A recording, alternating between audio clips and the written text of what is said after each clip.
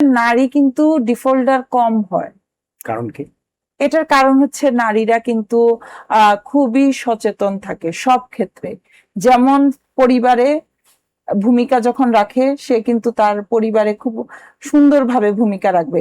শিক্ষা ক্ষেত্রেও আপনি দেখবেন নারীরা কিন্তু এগিয়ে আছে, কারণ তাদের মাইন্ড সেট করা থাকে, যে তাদের টার্গেট গোল থাকে যে আমি এতটুকু পর্যন্ত আসছি, আমাকে লাস্ট গোলটা আমাকেই দিতে হবে।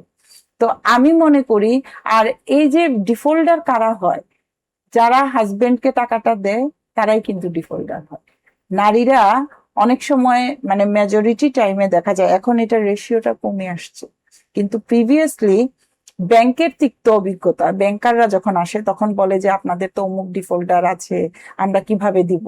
হ্যাঁ, তখন গিয়ে অডিট করলে বা তারা যদি আহ তদন্ত করে দেখে, তখন দেখা যায় যে আসলে টাকাটা তো সে তার ব্যবসায় লাগায় না, সে তো হাজবেন্ডকে দিছে। হাজবেন্ডকে দেওয়ার পরে হাজবেন্ড ব্যবসায় লস করছে, বা এই টাকাটা বিজনেসে না লাগায় অন্য কিছুতে লাগাইছে, লাগানোর পরে সে এটা দিতে পারে না। তো দায়ভার তো কার? দায়ভার তো ওই মহিলার উপরেই পড়লো, যে সে লোনটা নিয়েছে। লোনটা নিয়েছে।